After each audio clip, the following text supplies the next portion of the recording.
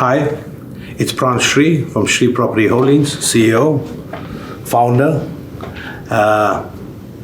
Great stuff to the journey that's been for the last 50 years, from a butcher boy to a blockman, and then import and export meats through the southern and northern hemisphere when droughts hit South Africa.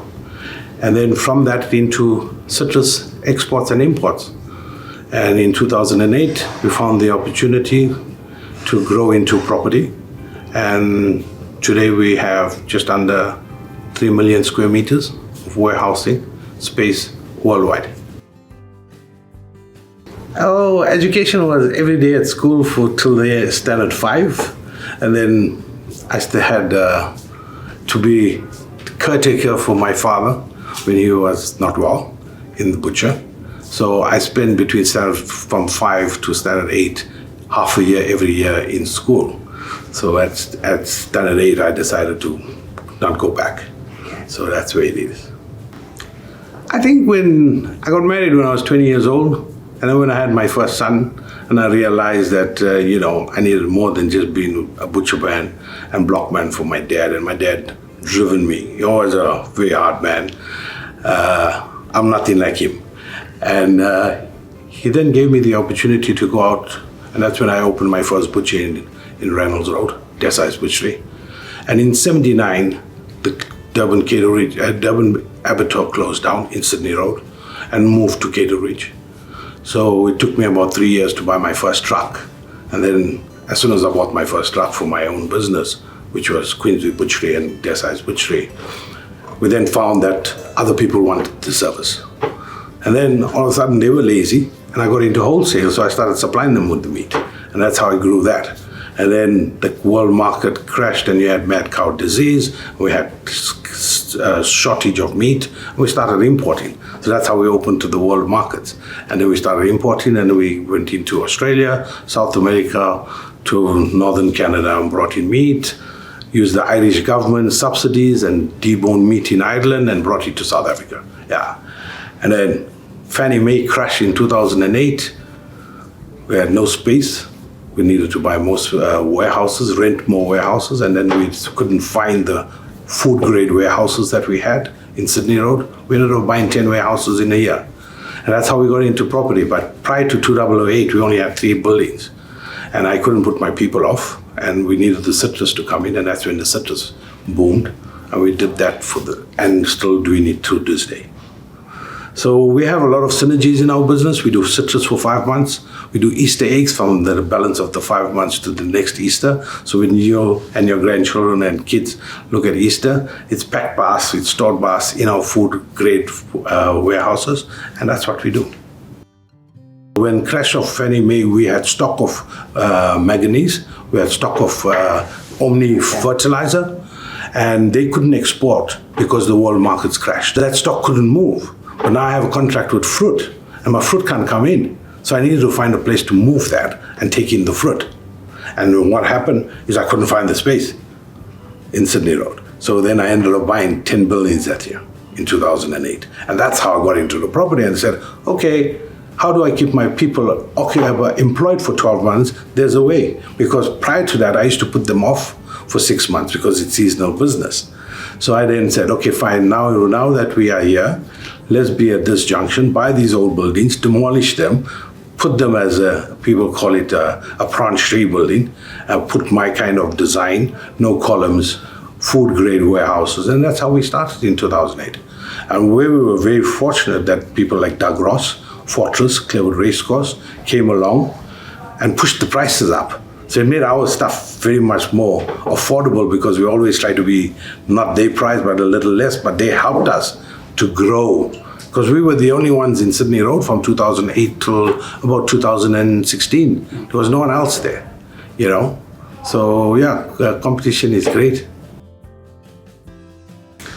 I think the purpose, it's a very tricky question because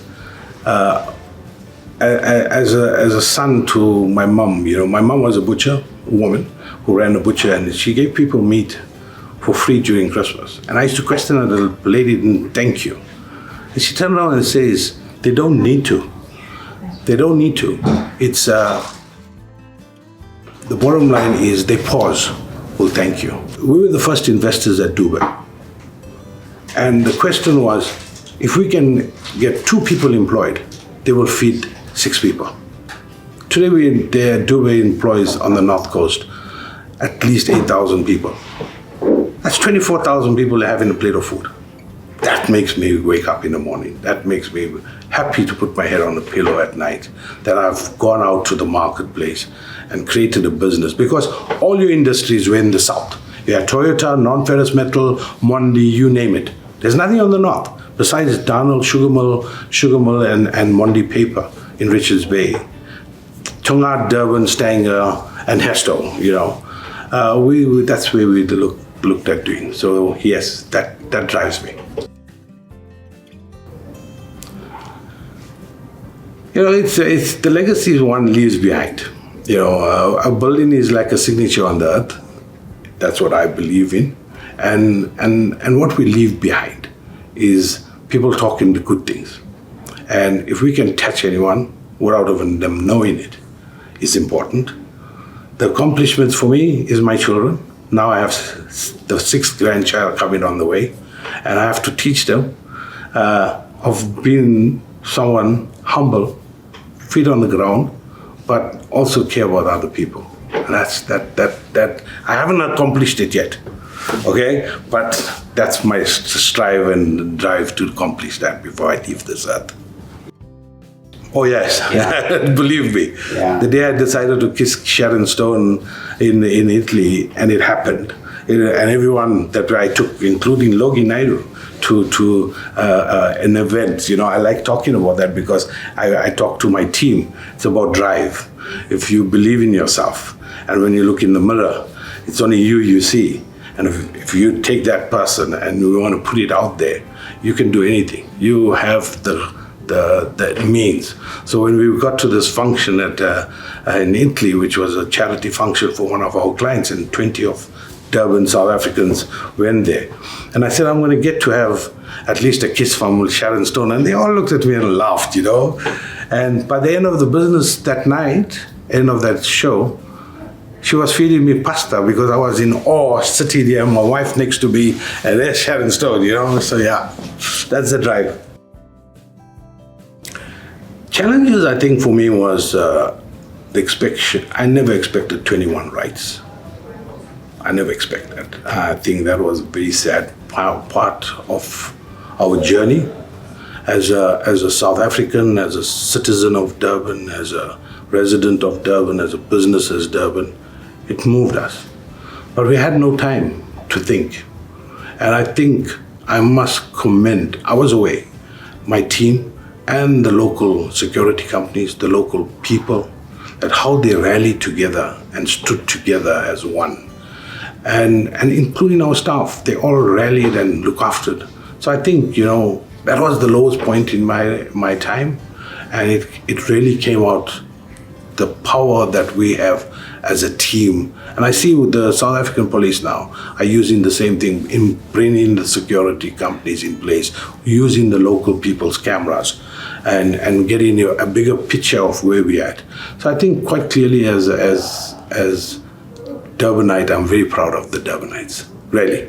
They really stood up. They were counted that day. Oh, that's a good one. No, it's important. I support a team and I keep on picking on them that, for 30 years Liverpool battled. We win now and we're on top of the log at the moment. So we all have challenges and you can't make the same mistake twice. Okay? So we will get into the bottom line of what you have a problem with. We will assist you, we'll educate you, but I only give you one chance. And that one chance is look at yourself and say, do you want to do this or not? And share the problem. And hey, that keeps them on their toes. And I have a lot of cameras.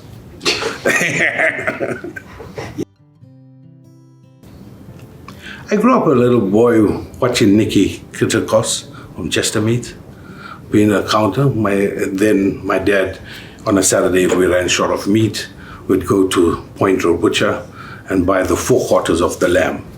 And to this day, Nikki and I are very close. He's one of the people I admire, and he's always been there for me.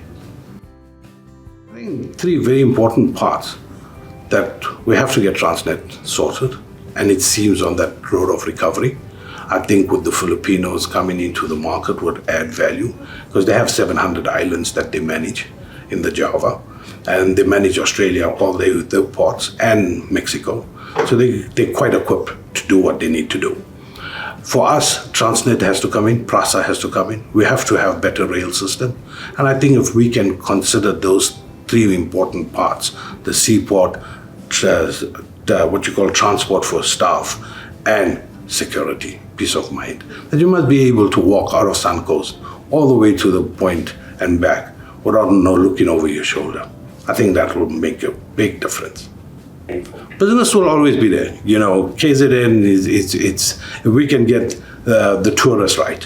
We used to be full. I was a butcher supplying all the meat to all the Sun International hotels, and what type of volume of meat we sold in the 80s and 90s on the beachfront. There was never a hotel room available, So if we can get that right, business will grow, it'll thrive, because that's happening. Club Med is happening, there's a lot of positives here. We're running short of hotels right now, from what I heard, and there's a market. And quite clearly, KZN will be, I think, the 2nd largest GDP, or is it the 3rd now? Close. So we're running, so I think quite clearly if we can get our act together in the tourist market, that's very important to us. Happy wife, happy life. That's important. I think if your house is fine, and if you get up in the morning for a purpose, and I was very fortunate that I worked with my children and my wife together for the last 40 years, and it's about having a comfort going to work and coming back. It's not just another job, that type of thing. So yeah, happy wife, happy life. Huh?